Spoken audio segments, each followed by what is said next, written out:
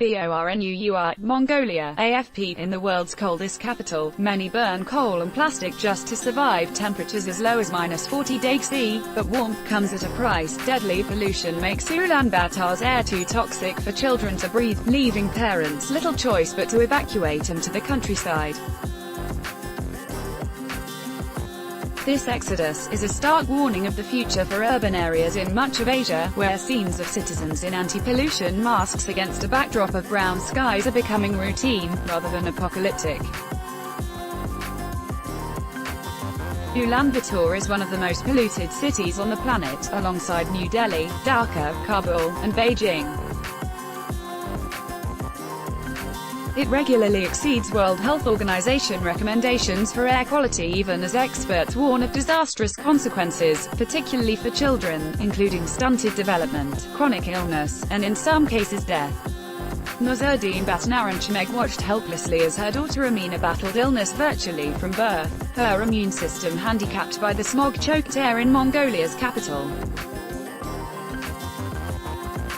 We would constantly be in and out of the hospital, Ulaanbataar told AFP, adding that Amina contracted pneumonia twice at the age of 2, requiring several rounds of antibiotics. This is not a unique case in a city where winter temperatures plunge towards uninhabitable, particularly in the districts that rural workers move to in search of a better life. Here, row upon row of the traditional tents, known as sheds, are warmed by coal, or any other flammable material available. The resulting thick black smoke shoots out in plumes, blanketing surrounding areas in a film of smog that makes visibility so poor it can be hard to see even a few meters ahead.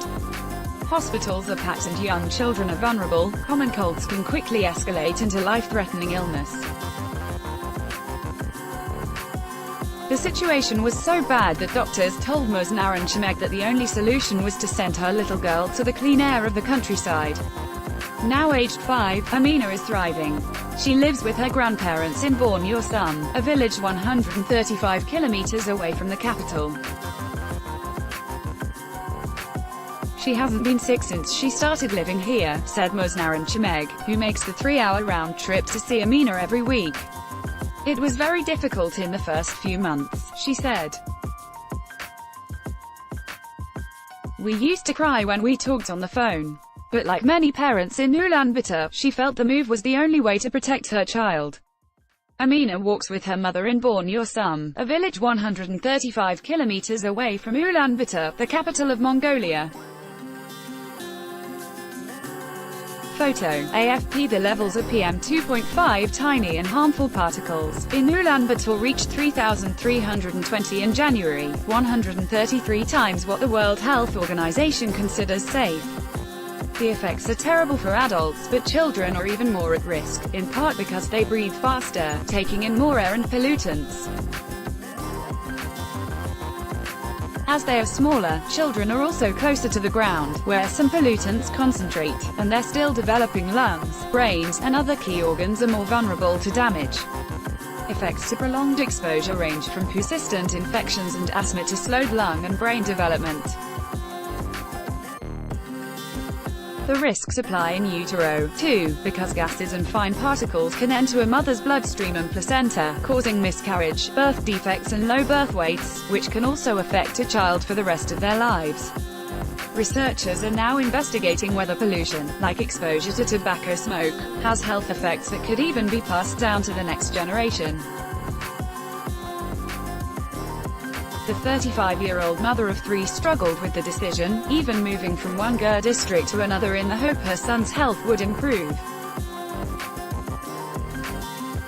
But successive bouts of illness, including bronchitis that lasted a whole year, finally convinced her to send Temuolam to his grandparents. Hours after he arrived, she called her mother-in-law to discuss her son's medicines. But my mother-in-law asked me, does he still need medicine? He isn't coughing anymore, she said. I tell myself that it doesn't matter that I miss him and who raises him, as long as he is healthy, I am content. Respiratory problems are the most obvious effect of air pollution, but research suggests dirty air can also put children at greater risk for diabetes and cardiovascular disease later in life. and the World Health Organization thinks it to leukemia and behavioral disorders. When air pollution peaks in winter, Ulaanbaatar's playgrounds are empty and those who are able to are increasingly traveling abroad to wait out the smog. In desperation, Muslutsingombo Chinchaloon, a civil society activist, borrowed money to take her granddaughter to Thailand for all of January. "We can't let her play outside in Ulaanbaatar because of the air pollution, so we decided to leave," she said. The persistent smog has caused tensions in the city, with those living in wealthier areas blaming the GER residents for the pollution and even calling for the tent districts to be cleared. But the GER residents say coal is all they can afford. "People come to the capital because they need sustainable income," said Musdorjdig Viradiyasuran, a 54-year-old mother of 6. "It's not their fault," she added. In a bid to tackle the problem, the local government banned domestic migration in 2017, and a ban on burning coal comes into force from May. But it is unclear whether the moves will be enough to make a difference. For Musnaran Shimeg, the problems are serious enough to make her consider whether she wants more children. "Now, I am terribly afraid of to give birth again. It is risky to carry a child and what will happen to the child after it is born in this amount of pollution," she said.